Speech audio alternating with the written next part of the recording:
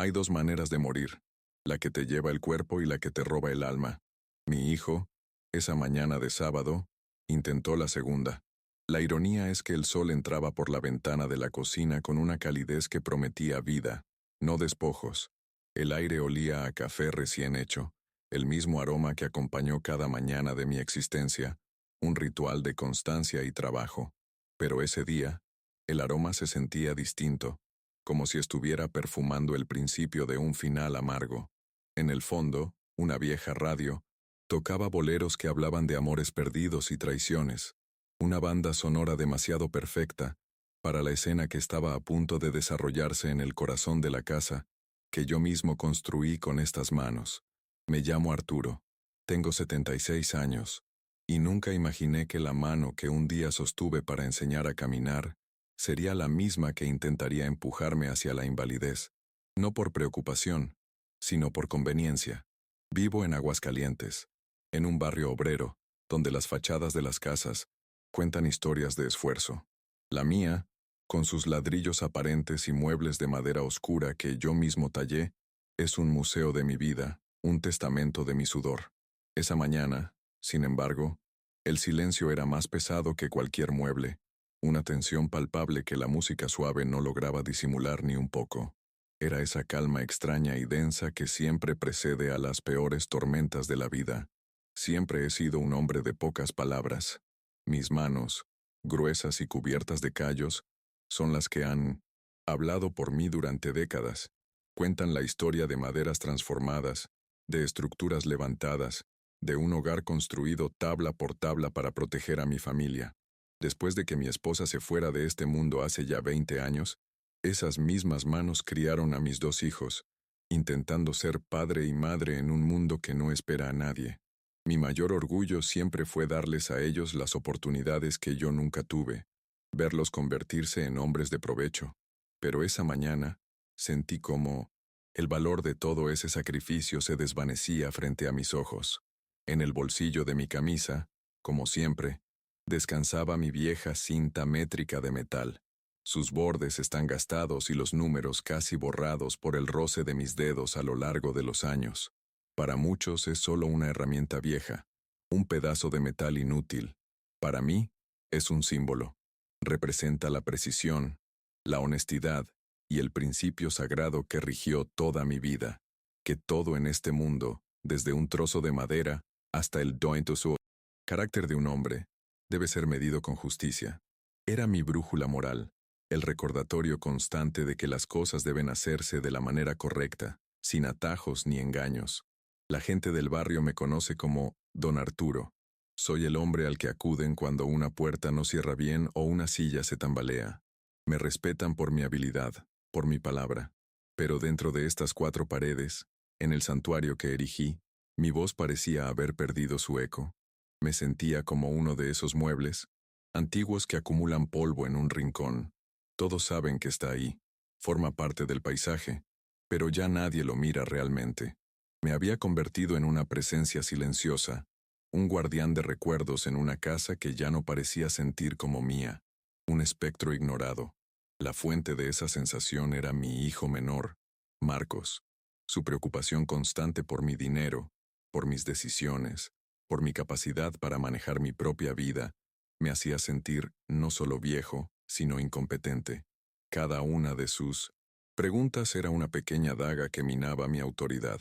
Cada sugerencia no solicitada era un recordatorio de que ya no me veía como su padre, sino como una carga, como un problema que necesitaba ser administrado y controlado. Y lo peor era que su ansiedad no nacía del amor, sino de algo mucho más oscuro y egoísta que yo apenas empezaba a comprender. Mi fuerza, lo sé bien, ya no reside en mis brazos. El tiempo se ha encargado de debilitar mis músculos y de encorvar mi espalda. Pero mi mente, mi memoria, esa sigue intacta. Recuerdo cada rostro, cada promesa, cada peso ganado con trabajo honesto. Mi verdadero poder reside en un sentido inquebrantable de lo que está bien y lo que está mal, en la dignidad profunda de saber que cada ladrillo de esta casa, cada plato de comida que serví en esta mesa, fue conquistado sin deberle nada a nadie. Esa es una fortaleza que la vejez no puede arrebatar. un tesoro que ningún hijo puede heredar si no lo entiende. Y entonces, sin previo aviso, la tormenta llegó. La puerta se abrió y apareció Marcos. No venía solo. A su lado, un joven con un traje barato y una mirada huidiza sostenía un portafolio de cuero sintético. El aire de la cocina se volvió denso, pesado. La música del radio pareció burlarse de la escena.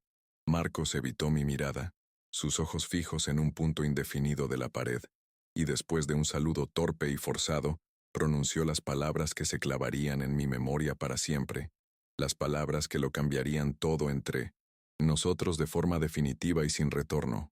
Papá, ahora voy a cuidar de tus finanzas. Es para tu bien. La frase salió de su boca con una solemnidad falsa, como si estuviera recitando un discurso ensayado frente a un espejo. El abogado, su cómplice silencioso, dio un paso al frente y extendió una carpeta de cartón sobre la mesa de la cocina. Dentro, yacían documentos, papeles llenos de jerga legal, que solo tenían un propósito: despojarme de mi autonomía. Para mí, la presencia de ese extraño y la humillación de esas palabras fueron una declaración de guerra, la confirmación de que mi hijo no solo dudaba de mi mente, sino que me consideraba oficialmente un estorbo. En ese instante, algo dentro de mí se rompió y se reconstruyó en una fracción de segundo. Mientras miraba los papeles, un recuerdo vívido y doloroso inundó mi mente. Vi mis propias manos, más jóvenes y fuertes, entregando mi posesión más preciada, mi juego de herramientas de carpintería alemanas. Las vendí sin dudarlo para pagar el último año de la Universidad de Marcos, para que pudiera graduarse y tener el futuro que yo soñaba para él. Él había llorado de gratitud ese día, prometiendo que nunca lo olvidaría. El contraste entre ese recuerdo y su traición actual era tan brutal, tan violento, que me dejó sin aliento por un instante. Esperaban que me derrumbara, quizás una explosión de ira, o las lágrimas de un viejo frágil y confundido. Pero en lugar de eso, una risa brotó desde lo más profundo de mi pecho. No fue una risa de alegría, sino una risa seca, fuerte, cargada de una ironía tan amarga que pareció sacudir las paredes de la cocina. El sonido los descolocó por completo. Marcos me miró, finalmente, con una mezcla de sorpresa y miedo. El abogado retrocedió un paso, visiblemente incómodo. Mi risa les dijo sin necesidad de palabras que habían subestimado gravemente al hombre que tenían delante. Antes de continuar con la historia, por favor haz clic en me gusta, suscríbete al canal y comenta desde dónde estás viendo.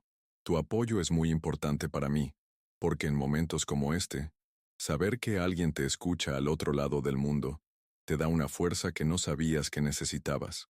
Es un recordatorio de que no estás solo en tu lucha, y que la dignidad es un idioma universal que todos entendemos y valoramos. Tu simple gesto me ayuda a seguir adelante y a compartir mi experiencia, con la esperanza de que pueda servirle a alguien más. Tomé la pluma que el abogado me ofrecía. La sostuve en el guinanomés, airé por un momento, sintiendo su peso insignificante.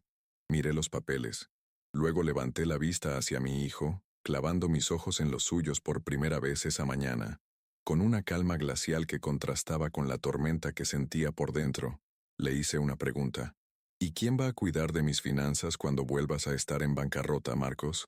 La pregunta flotó en el aire, cargada de todo el conocimiento y todas las decepciones de los últimos años. La expresión de Marcos se descompuso, la máscara de falsa preocupación se hizo añicos. Sin esperar respuesta, me levanté lentamente de mi silla.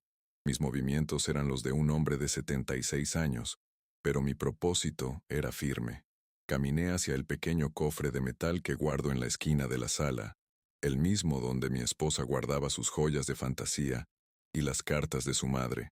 Lo abrí con una llave que siempre llevo conmigo y saqué una vieja libreta de contabilidad, con la cubierta de cuero gastada y las páginas, amarillentas por el tiempo. Regresé a la mesa de la cocina y la arrojé frente a ellos. El golpe sordo resonó en el silencio tenso. «Ábrela», le ordené a Marcos. Su mano temblaba mientras obedecía. Ahí está cada peso que te he prestado en los últimos 10 años. Cada emergencia inventada, cada mala inversión, cada capricho que no podías pagar.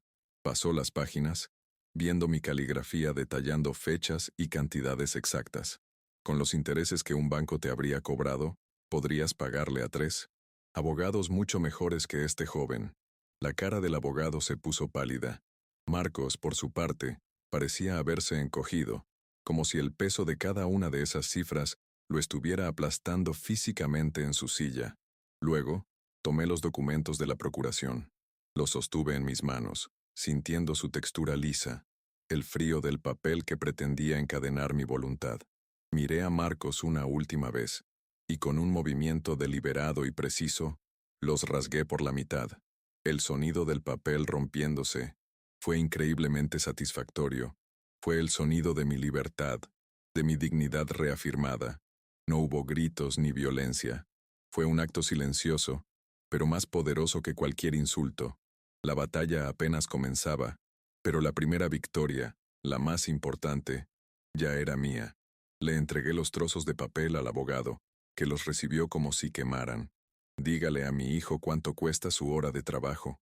Yo se la pago, dije con voz firme, sin un atisbo de duda, para que aprenda de una vez por todas a no desperdiciar ni mi tiempo, ni mi dinero, ni mi paciencia. El joven tragó saliva, incapaz de articular palabra. Simplemente asintió, recogió su portafolio y se retiró de mi casa casi corriendo, dejando a Marcos solo frente a mí, desarmado y expuesto en medio de la cocina que antes había sido el corazón de nuestra familia. Mi hijo, Marcos, el gerente de ventas de una concesionaria de autos, siempre ha estado obsesionado con las apariencias. Viste trajes que no puede permitirse y conduce un coche cuyo mantenimiento lo ahoga en deudas. No creo que sea una mala persona en el fondo de su corazón, pero es débil, profundamente inseguro y fácilmente manipulable por sus propias ambiciones. Ama la idea de ser un hijo preocupado, pero la realidad es que me ve como un obstáculo, como un viejo terco que se aferra a un patrimonio que él ya considera, por derecho, su futura herencia. Su impaciencia es su mayor veneno. Su motivación real, la que yo había estado sospechando durante meses, no era mi bienestar. Eran sus deudas. Se había enredado en un estilo de vida insostenible para impresionar a su esposa y a la familia de ella, personas que miden el valor de un hombre por el coche que conduce y la marca de su reloj. Controlar mis finanzas no era una precaución para él, era su única salida, la solución desesperada a sus problemas financieros inminentes. Creía que podía usar mis ahorros de toda una vida como su colchón personal, como un fondo de rescate para sus malas decisiones. La visita con el abogado no fue el primer intento. Llevaba meses con indirectas, con comentarios sobre lo complicado que es manejar las cuentas en la vejez, sobre los peligros de los estafadores que se aprovechan de los ancianos. Cada conversación era una preparación del terreno, un intento de sembrar en mí la duda sobre mi propia capacidad. Quería que yo mismo le entregara el control, que cediera voluntariamente mi independencia para que él pudiera mantener su fachada de éxito. Pero yo no soy un árbol que se dobla con cualquier viento. Soy de madera dura y vieja. La presencia de su esposa siempre ha sido una sombra en nuestra relación. Ella lo empuja, lo alienta en esta fantasía de grandeza. Ve mi casa, no como el hogar de su suegro, sino como un activo inmobiliario. Ve mis ahorros, no como el fruto de mi trabajo, sino como un capital que podría ser mejor invertido en sus proyectos o en sus lujos. Marcos, atrapado entre su lealtad filial y su deseo de complacerla, eligió el camino, más fácil y destructivo, intentar anularme para satisfacer las expectativas de otros. No entendió que al hacerlo, estaba traicionando su propio origen. Mi otra hija, Elena, vive en otra ciudad. Siempre ha sido diferente. Es maestra, una mujer sensata y cariñosa que, a pesar de la distancia, me llama cada 2 días solo para saber cómo estoy. Nunca me ha pedido un centavo. Al contrario, a menudo me envía pequeños regalos, libros, café de su región. Ella respeta mi independencia y valora mi experiencia. Marcos utiliza su ausencia como un arma, argumentando que él es el único que está cerca para cuidarme, cuando en realidad es el único que está cerca para vigilarme y calcular el valor de mis posesiones. La comunidad del barrio es mi verdadera familia en muchos sentidos. Mis vecinos, hombres y mujeres que han envejecido junto a mí, entienden el valor del respeto. Nos saludamos por la mañana, compartimos un café en la tarde, nos ayudamos sin esperar nada a cambio. Ellos ven a don Arturo el carpintero, el hombre de palabra. No ven una cuenta bancaria andante. Esta red de apoyo, aunque silenciosa, me da una fuerza inmensa. Saber que no estoy completamente solo, que hay personas que me valoran por quien soy, es un ancla en medio de la tormenta familiar que Marcos ha desatado. Esa mañana, después de que el abogado huyera, el silencio en la cocina era abrumador. Marcos me miraba con una mezcla de rabia y humillación. No podía creer que mi reacción no fuera la de un anciano, senil y asustado.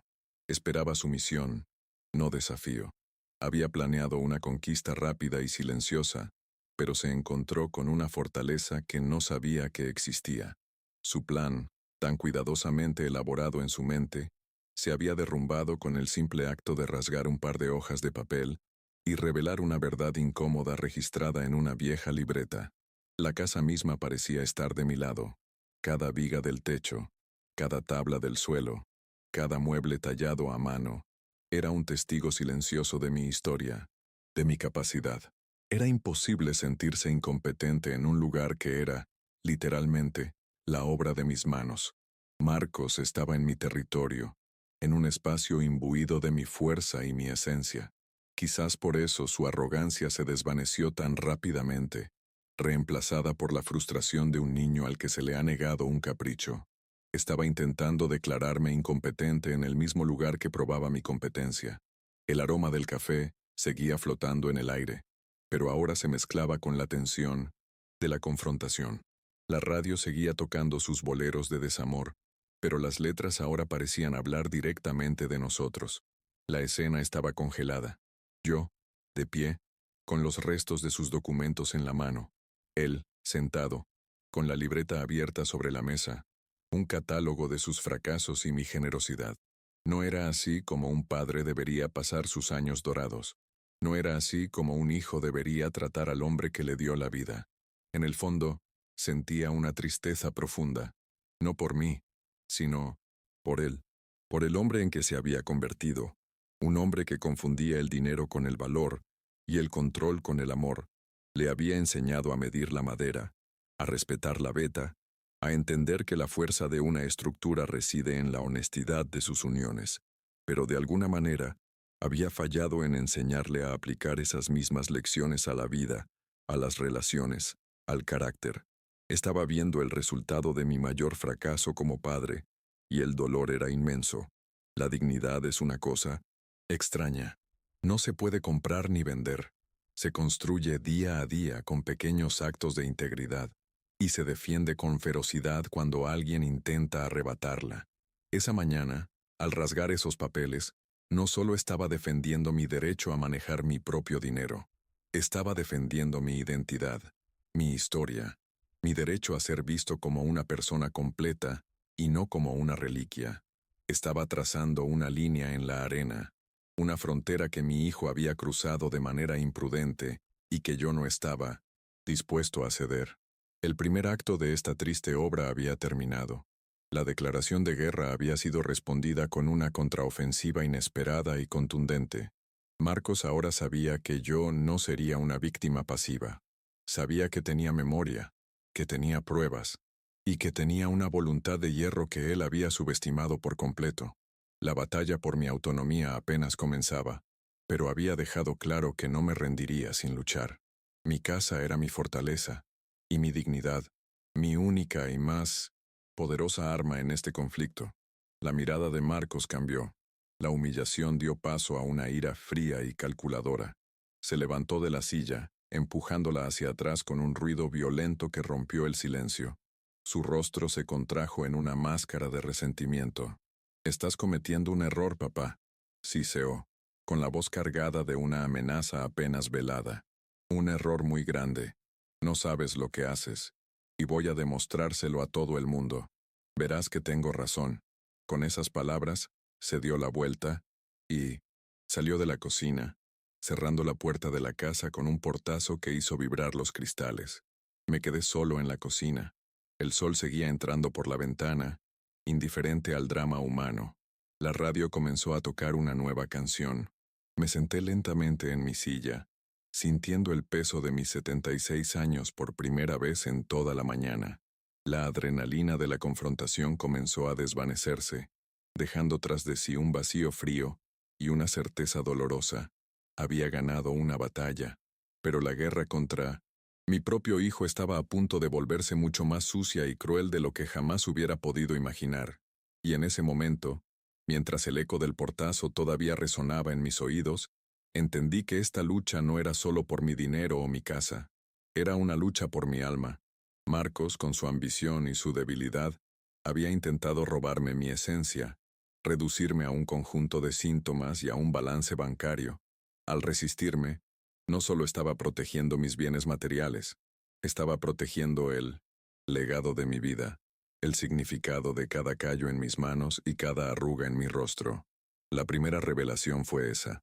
Mi hijo me veía como un objeto, y yo debía enseñarle, dolorosamente, que seguía siendo un hombre. El portazo de Marcos retumbó en la casa como un trueno, pero fue seguido por un silencio mucho más aterrador. En ese vacío, comprendí la naturaleza de la guerra que acababa de comenzar. No se pelearía con gritos ni golpes, sino con susurros, con llamadas telefónicas venenosas y con la lenta y metódica erosión de mi reputación. Mi hijo no buscaría destruirme de frente. Intentaría desmantelarme pieza por pieza a los ojos de los demás, pintando un retrato de un anciano senil e irresponsable, un hombre que ya no era dueño de su propia mente. Su amenaza no era un arrebato de ira, era una estrategia, y yo, su único obstáculo para solucionar sus problemas financieros. Y no tardó en empezar. Esa misma tarde, recibí una llamada de mi hermano Roberto, que vive en Zacatecas. Su voz, normalmente jovial y despreocupada, estaba cargada de una extraña solemnidad. Me preguntó por mi salud, por mi memoria, si estaba comiendo bien. Al principio, no entendí el motivo de su interrogatorio, hasta que soltó la frase clave. Marcos me llamó. Está muy preocupado por ti, Arturo. Dice que andas un poco confundido últimamente, que has estado gastando el dinero de forma extraña. El veneno ya había sido inyectado. Mi propio hermano, a cientos de kilómetros de distancia, ya estaba dudando de mí, contagiado por las mentiras de mi hijo. Colgué el teléfono con una sensación de náusea. La traición de Marcos era como una mancha de aceite, expandiéndose silenciosamente y contaminando todo lo que tocaba. Me senté en mi viejo sillón de cuero, el que mi esposa Isabel y yo compramos con mi primer aguinaldo de carpintero jefe. De repente, su recuerdo vino a mí con una claridad abrumadora. Recordé una tarde, poco antes de que ella se fuera, mientras veíamos a los niños jugar en el patio. Me tomó la mano y me dijo, Arturo, nuestro Marcos tiene un hambre en los ojos que me asusta, un hambre de más. Enséñale que el valor de un hombre no está en lo que acumula, sino en lo que construye. Sus palabras resonaron en mi cabeza como una profecía. Isabel siempre había visto a través de las personas con una claridad que a mí me faltaba. Ella había detectado esa debilidad en el carácter de nuestro hijo, esa inseguridad que lo llevaba a buscar validación en las cosas materiales. Yo, en mi ceguera de padre, había creído que era una fase, una ambición juvenil que el tiempo y la madurez se encargarían de aplacar. Pero ahora, enfrentando la realidad de sus acciones, comprendía que no era una fase, era su esencia. Y yo, que le había enseñado a construir casas, había fallado en enseñarle a construir un alma sólida. La tristeza amenazó con paralizarme, pero la memoria de Isabel también me dio fuerza. Ella no era una mujer que se rindiera, y no hubiera querido que yo lo hiciera. Al día siguiente me levanté con una determinación renovada. Dejé el orgullo a un lado y decidí actuar con la misma frialdad y estrategia que mi hijo. Me puse mi mejor camisa, lustré mis zapatos y caminé hasta la sucursal del banco en el centro de la ciudad. No iba a permitir que me convirtieran en un espectador de mi propio despojo. Si Marcos quería jugar a la guerra, entonces yo usaría las herramientas de un general. El gerente del banco, un joven llamado David cuyo padre había sido cliente mío. Me recibió con un respeto que me reconfortó el espíritu. Le expliqué la situación sin adornos, con la honestidad cruda de un hombre que ya no tiene nada que perder. Le conté la visita de mi hijo, la aparición del abogado, la coacción para firmar una procuración. David me escuchó con atención, su expresión cambiando de la cortesía profesional a una genuina preocupación. No me trató como a un anciano senil, sino como a un cliente valioso que estaba siendo víctima de un posible abuso. Su validación fue un bálsamo. Siguiendo su consejo tomamos medidas inmediatas. Bloqueamos cualquier acceso no autorizado a mis cuentas y establecimos nuevas contraseñas y protocolos de seguridad que requerían mi presencia física para cualquier transacción importante. Luego, le pedí que me pusiera en contacto con el departamento legal del banco para redactar 2 documentos cruciales: un testamento claro e inexpugnable que dejara mis bienes a quien yo considerara merecedor, y una procuración notariada, a nombre de mi hija, Elena.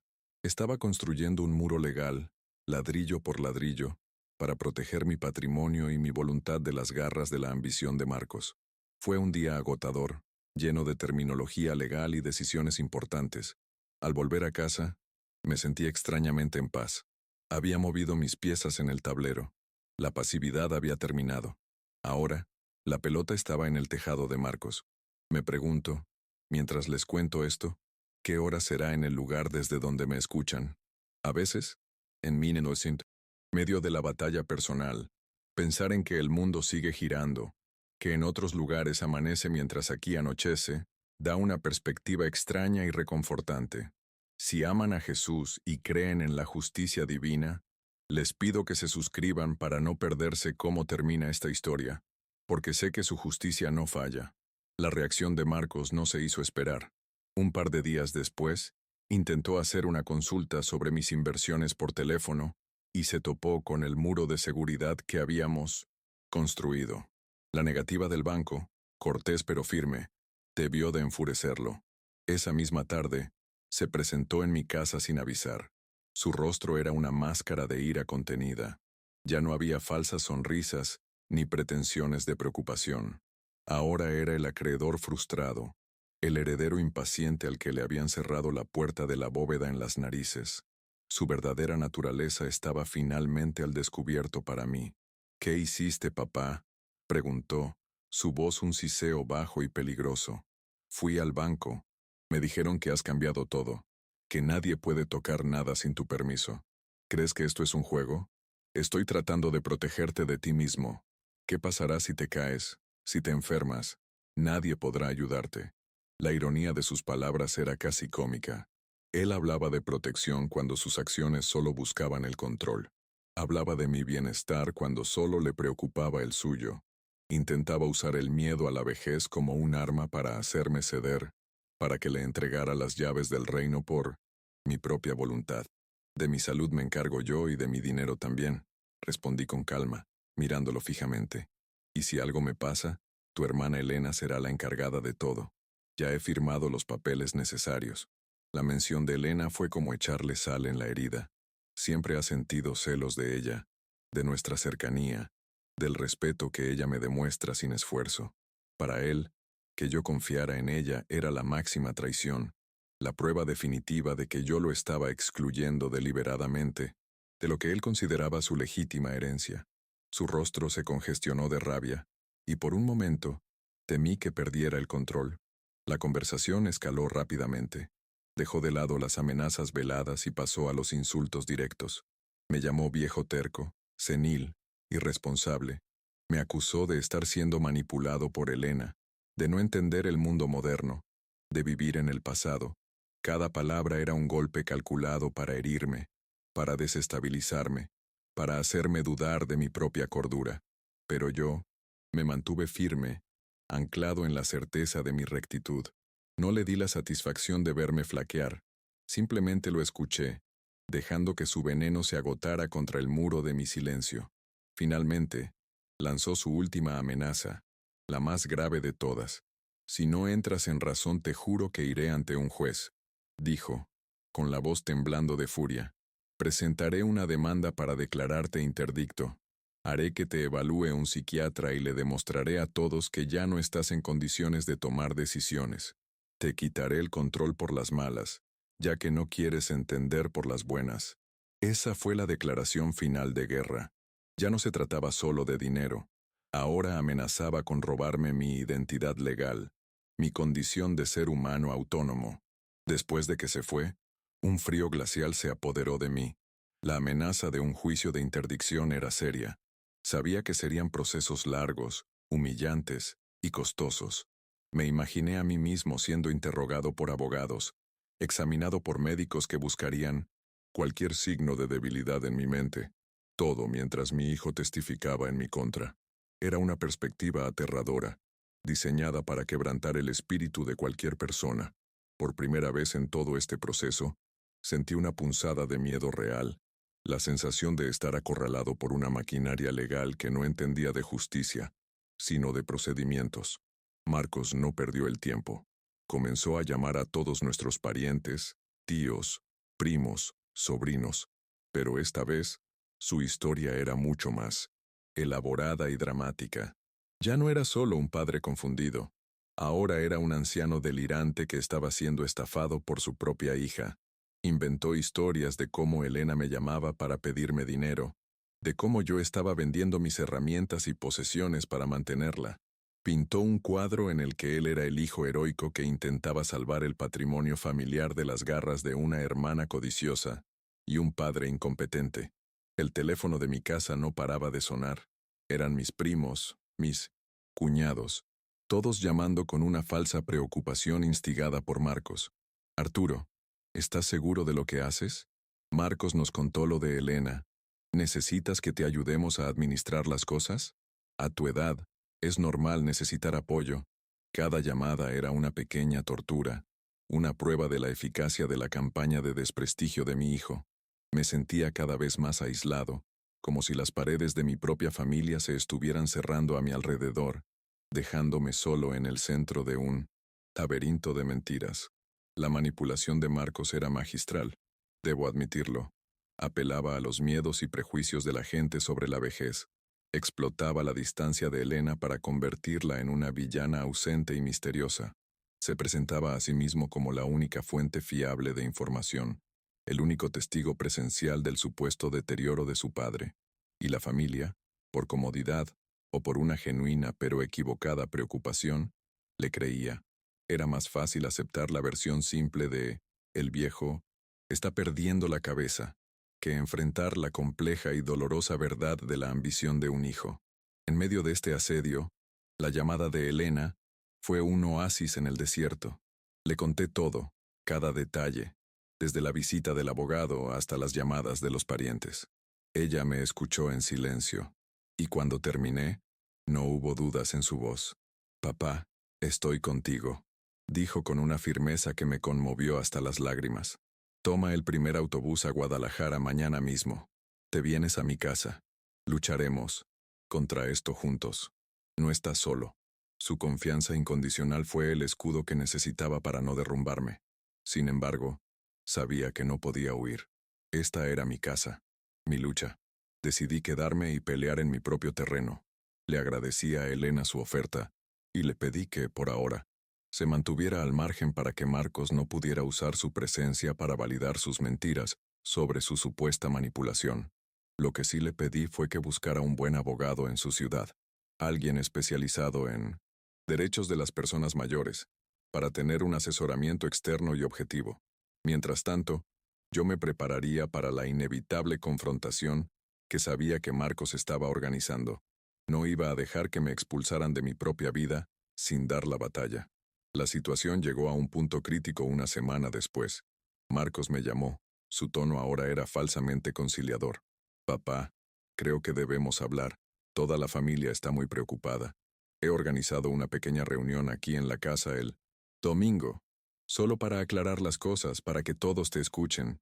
Supe de inmediato que era una trampa. No era una reunión, era un juicio. Un tribunal familiar donde él sería el fiscal, los parientes el jurado, y yo el acusado. Estaba planeando una emboscada emocional. Una táctica de presión grupal para finalmente doblegarme. Acepté. Sabía que negarme solo alimentaría su narrativa de que estaba senil y asustado. Si querían un juicio, se los daría. Pero sería bajo mis términos, en mi casa, el lugar que era el testimonio de mi vida y mi trabajo. Pasé los siguientes días preparándome, no legalmente, sino mentalmente. Repasé mi vida, mis decisiones, mis sacrificios. Recordé las lecciones de mi padre y las palabras de mi esposa. Afilé mi mente y mi espíritu, preparándome para la que sería quizás la actuación más importante de mi existencia, la defensa de mi propia dignidad. El domingo llegó, y con él, la familia. Llegaron en grupo, como si temieran entrar solos. Sus rostros eran una mezcla incómoda de lástima, curiosidad y juicio. Me saludaban con una formalidad extraña, evitando mirarme directamente a los ojos. Se sentaron en los muebles que yo había construido, en la sala que yo había diseñado, y me observaban como si fuera una pieza de museo a punto de desmoronarse. El aire estaba cargado de una tensión insoportable, la calma artificial antes del veredicto de un jurado ya convencido de la culpabilidad del acusado. Marcos orquestaba todo como un director de escena. Ofrecía café, indicaba los asientos, mantenía conversaciones en voz baja para aumentar la solemnidad del momento. Se había vestido con un traje oscuro, como si estuviera de luto, quizás por la muerte de la autonomía de su padre que él mismo había decretado. Su esposa estaba a su lado, asintiendo con gravedad a cada una de sus palabras, desempeñando a la perfección su papel de nuera devota y preocupada.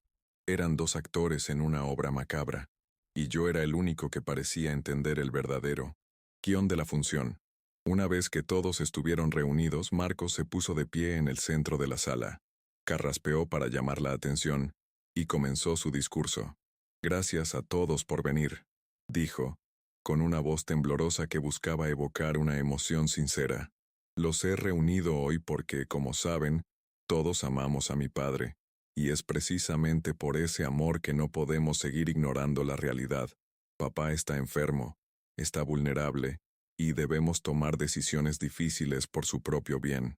Me señaló con un gesto que pretendía ser compasivo, pero que solo destilaba una arrogancia infinita. Su discurso fue una obra maestra de la manipulación. Habló de mi confusión, de mi terquedad, de mi incapacidad para reconocer la realidad.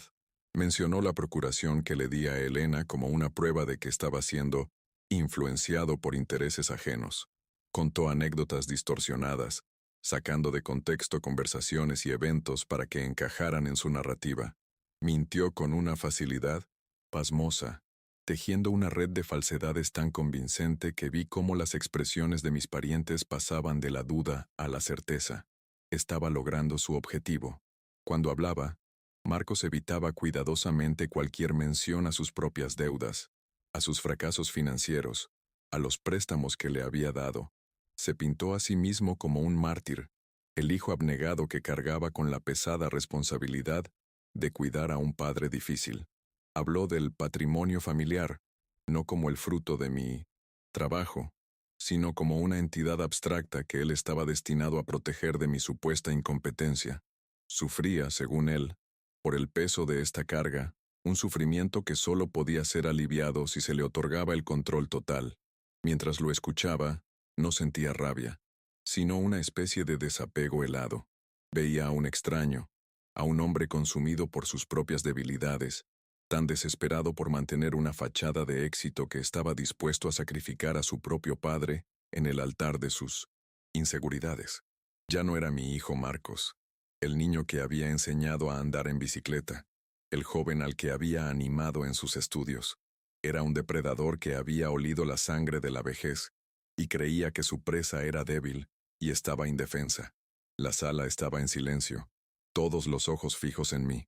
Esperaban mi respuesta, mi defensa. Pero, ¿cómo te defiendes contra una mentira tan bien construida? ¿Cómo luchas contra la lástima, que es una de las armas más poderosas y paralizantes que existen? Me sentí increíblemente vulnerable, expuesto bajo la mirada de mi propia familia, juzgado y sentenciado antes de haber tenido la oportunidad de hablar. Era el punto más bajo de mi vida, El momento en que la soledad es tan absoluta que se convierte en una presencia física que te ahoga. Marcos terminó su discurso con un golpe de gracia. Se acercó a mí, puso una mano en mi hombro y dijo, con la voz quebrada por una emoción fingida, «Papá, solo queremos ayudarte. Por favor, déjanos hacerlo. Firma los papeles. Es lo mejor para todos». La presión en la sala era inmensa. Mis primos me miraban con súplica. Mis tías, con lágrimas en los ojos. Me habían acorralado perfectamente. Cualquier negativa de mi parte sería vista como la prueba final de mi senilidad, la confirmación de todo lo que Marcos había dicho. Me quedé en silencio, sintiendo el peso de su mano sobre mi hombro como si fuera una lápida. Miré los rostros de mi familia, uno por uno. Vi en ellos el reflejo de las mentiras de mi hijo. Vi la duda, la lástima, la convicción de que estaban haciendo lo correcto. En ese momento, en mi propia sala, rodeado de mi propia sangre, nunca me había sentido más solo y desamparado. Estaba en el fondo del pozo, en el punto de máxima vulnerabilidad, con la indignación de la injusticia como única y silenciosa compañera. El mundo parecía haberse detenido. El único sonido era el tic-tac del viejo reloj de péndulo que había pertenecido a mi padre, un recordatorio constante del paso del tiempo y de la herencia que se estaba disputando en esa sala. Cada segundo que pasaba en silencio aumentaba la presión. Cada mirada expectante era un clavo más en el ataúd de mi autonomía que mi hijo estaba construyendo con tanto esmero. Era su momento, su victoria casi asegurada. Y yo, el carpintero, el constructor, estaba siendo sistemáticamente demolido frente a todos. El plan de Marcos era casi perfecto. Había aislado a su presa, había convencido a la manada, y ahora estaba listo para el golpe final. Apeló a la emoción, a la lógica distorsionada del «es por tu bien», una frase que ha justificado incontables actos de tiranía a lo largo de la historia, tanto en las familias como en las naciones. Me vi a mí mismo desde fuera, un anciano sentado en su sillón, rodeado de rostros que alguna vez fueron de amor y ahora eran de una compasión condescendiente, la peor de todas las prisiones emocionales. Este era el clímax de su estrategia, el punto de no retorno. Me había llevado al borde del precipicio emocional y ahora me pedía que saltara voluntariamente. La indignación moral que sentía era tan intensa que se convirtió en una extraña fuente de calma. Cuando has perdido todo, ya no tienes miedo de nada. Y en ese instante, rodeado por la traición, encontré una claridad que no había tenido en años. Supe exactamente lo que tenía que hacer, la herramienta que debía usar. No sería una herramienta de madera ni de metal, sino una de palabras y símbolos. Mi hijo creía que la vejez era sinónimo de debilidad, pero se equivocaba. La vejez te quita la fuerza de los músculos, pero te da una perspectiva que la juventud no puede comprar. Te enseña a distinguir entre lo urgente y lo importante, entre el ruido y la sustancia. Y en ese momento de máxima vulnerabilidad, mientras el peso de las expectativas de mi familia intentaba aplastarme, sentí cómo décadas de experiencia, de trabajo honesto y de amor silencioso se consolidaban dentro de mí, preparándose para la respuesta que cambiaría el curso de la batalla. La mano de Marcos seguía en mi hombro, un gesto de dominación disfrazado de consuelo. Su discurso había terminado, pero su mensaje seguía flotando en el aire, denso y tóxico. La sala entera contenía la respiración, esperando mi rendición. Este era el final del segundo acto de su obra, el momento en que el héroe trágico, o sea, él, lograba acorralar al viejo rey loco para salvar el reino de sí mismo. Pero se había olvidado de un detalle crucial. A veces, los viejos reyes tienen un último movimiento guardado, una última jugada que nadie ve venir. Mi silencio no era de derrota, era de concentración. Estaba reuniendo mis fuerzas, no para gritar ni para llorar, sino para actuar. Estaba a punto de usar la única herramienta que Marcos nunca podría entender ni arrebatarme, el poder de la verdad medida con la precisión de toda una vida. La tensión en la sala era palpable, un nudo a punto de romperse. El momento de máxima vulnerabilidad se había transformado, sin que nadie lo notara, en el preludio de mi mayor demostración de fuerza. El juicio estaba por comenzar, pero el juez sería yo. Lentamente, con el peso de todas las miradas sobre mí, levanté una mano, no para señalar ni para defenderme, sino para buscar el bolsillo de mi camisa. Mis dedos, torpes por la edad pero firmes por la convicción, encontraron el contorno familiar de mi vieja cinta métrica de metal. La saqué sin prisa, dejando que el objeto, gastado y sin brillo, captara la atención de la sala. El silencio se hizo aún más profundo, roto únicamente por el tic-tac del reloj. Nadie entendía qué estaba haciendo, y esa confusión era el primer ladrillo de mi contraataque.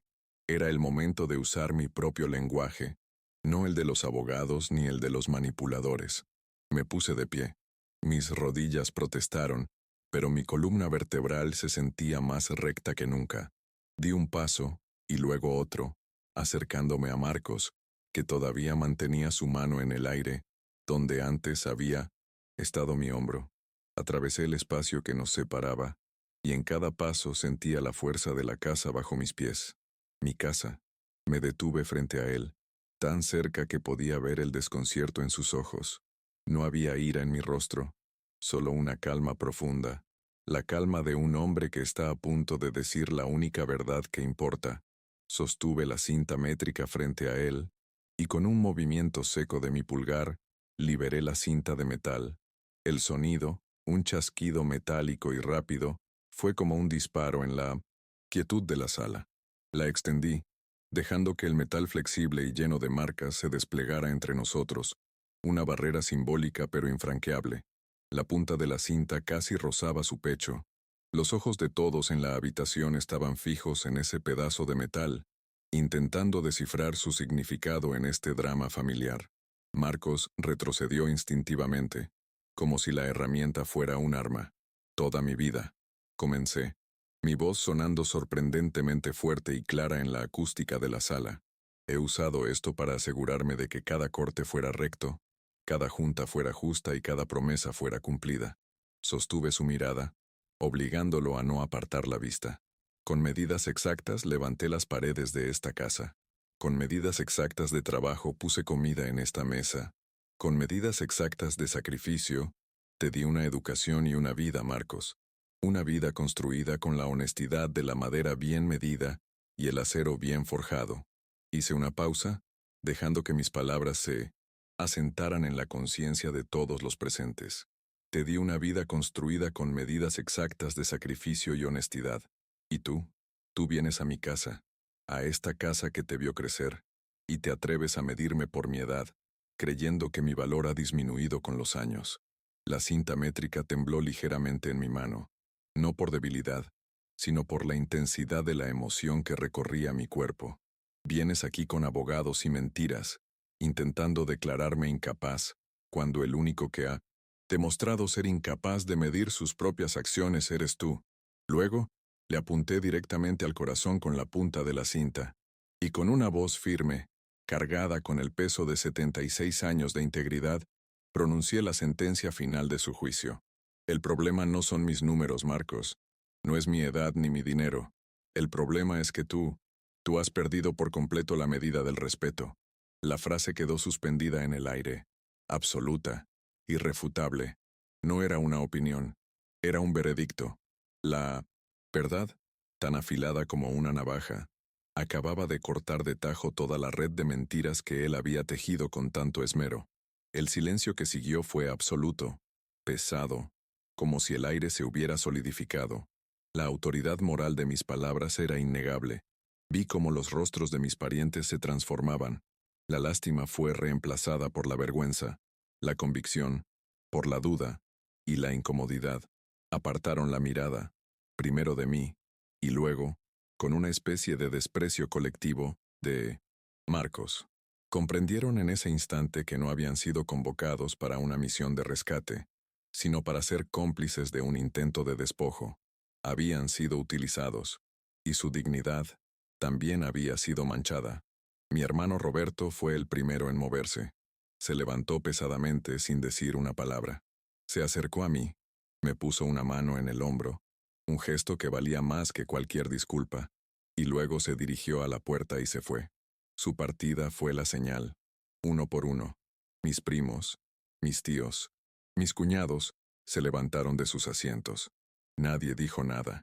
El único sonido eran sus pasos sobre el suelo de madera y el chirrido de la puerta al abrirse y cerrarse. Abandonaron a Marcos, dejándolo solo en el centro de la sala, expuesto en su miseria moral. Marcos se quedó allí, de pie, con la cara pálida y los hombros hundidos. Su plan, su juicio, su público, todo se había desvanecido en cuestión de minutos. La derrota en sus ojos era total.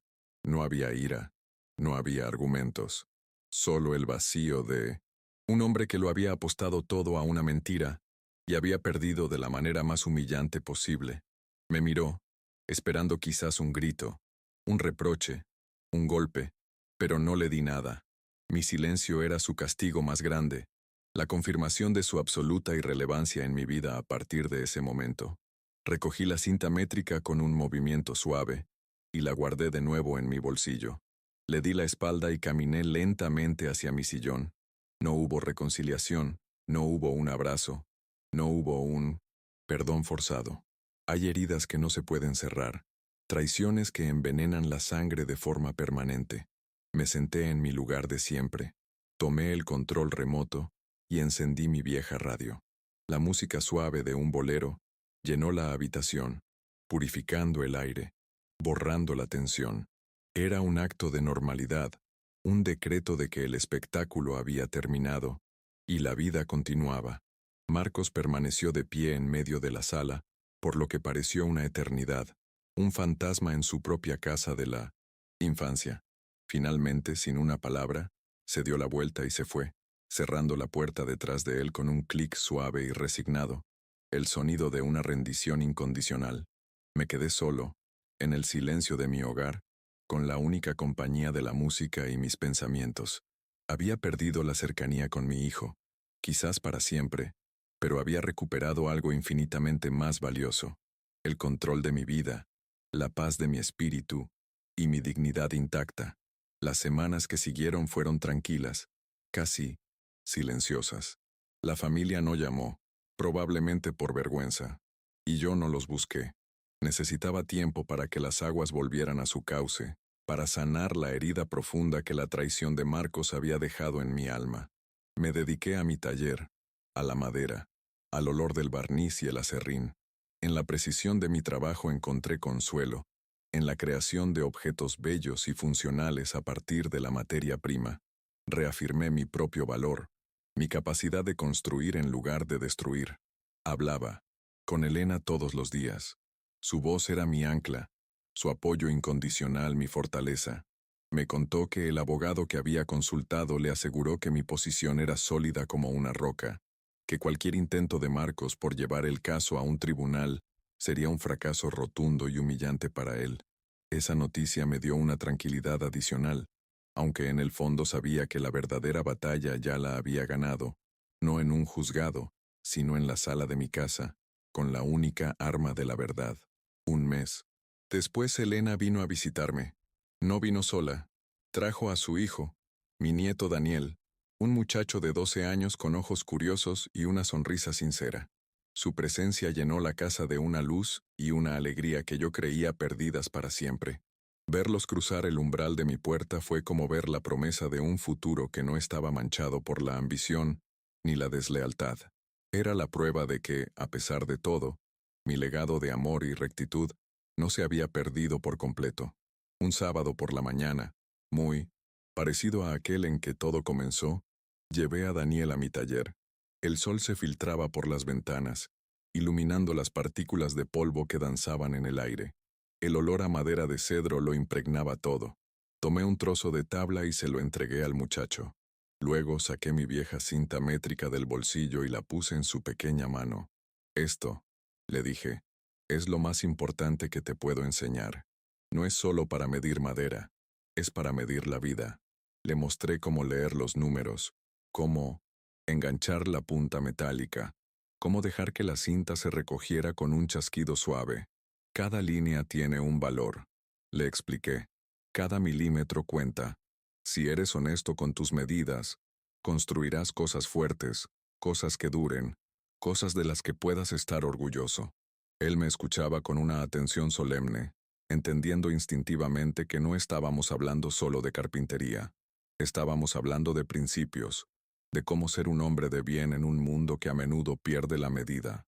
Mientras observaba sus manos torpes pero decididas intentando medir la tabla, vi el verdadero significado de la victoria.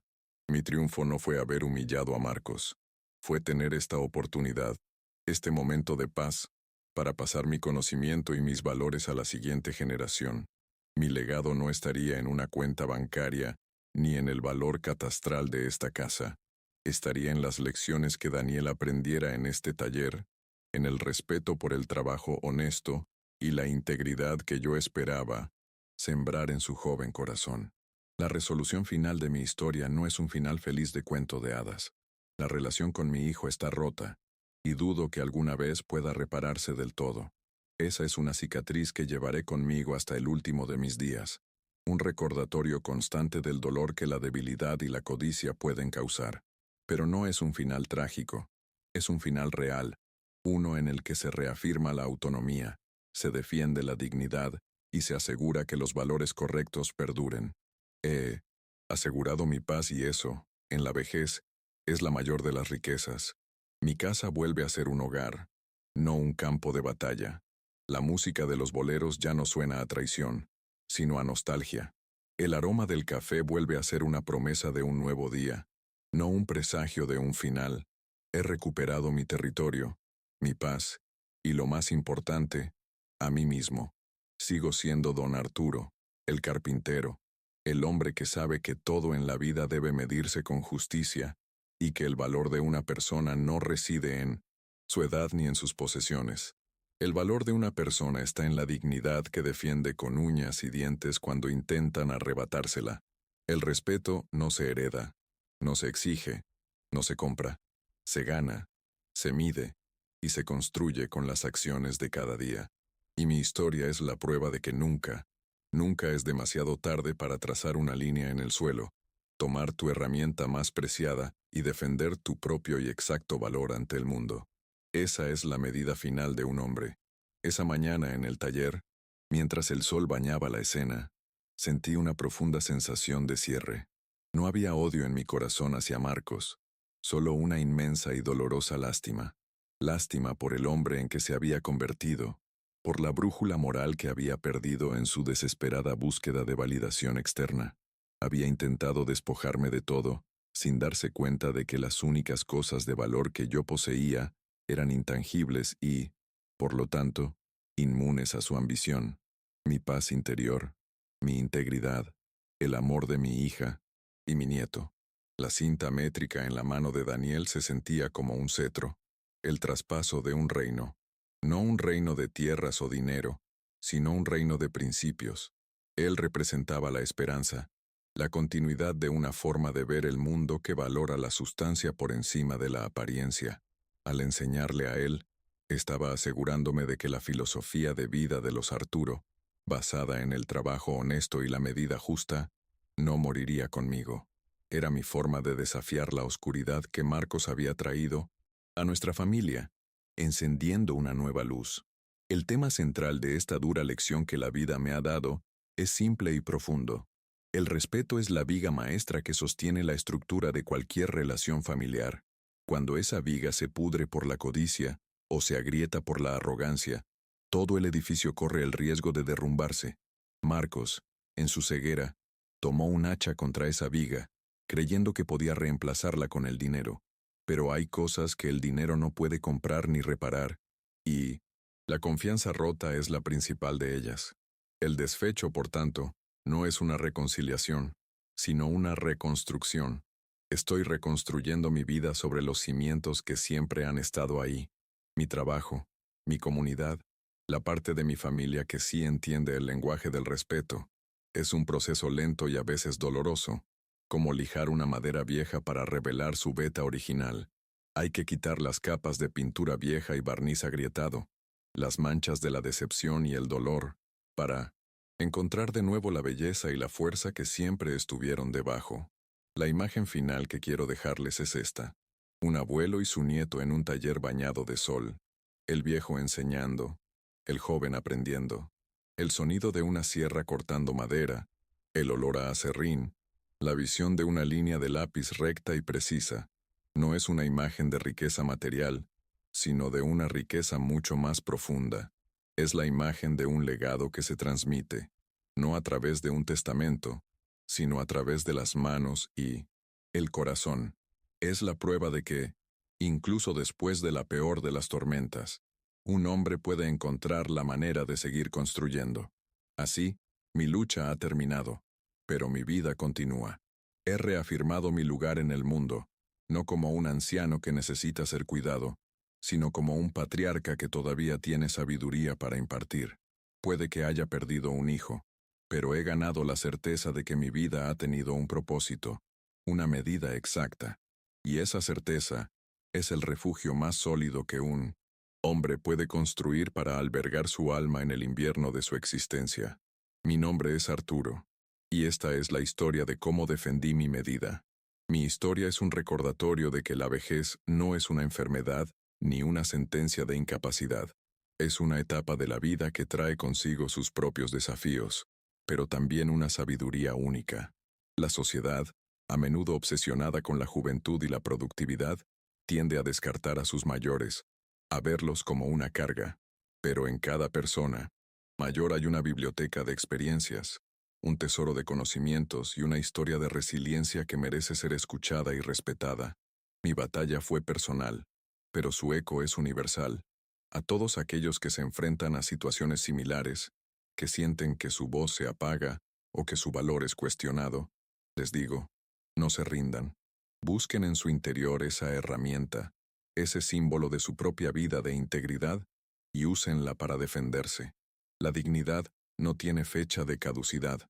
El respeto, no, es un privilegio que se otorga, sino un derecho que se posee. No permitan que nadie, ni siquiera su propia sangre, les arrebate la medida de quiénes son. El sol se está poniendo ahora fuera de mi ventana, pintando el cielo de naranjas y morados. Daniel y Elena se fueron esta tarde, dejando la casa llena de una calidez que perdura. Estoy sentado en mi sillón, con la radio tocando suavemente. Siento el peso reconfortante de la cinta métrica en mi bolsillo. No es un arma, es un recordatorio. Un recordatorio de que, a pesar de todo, las cosas pueden ser justas. Las líneas pueden ser rectas, y un hombre puede vivir y morir según sus propias y exactas medidas. Y con ese pensamiento, me siento en paz.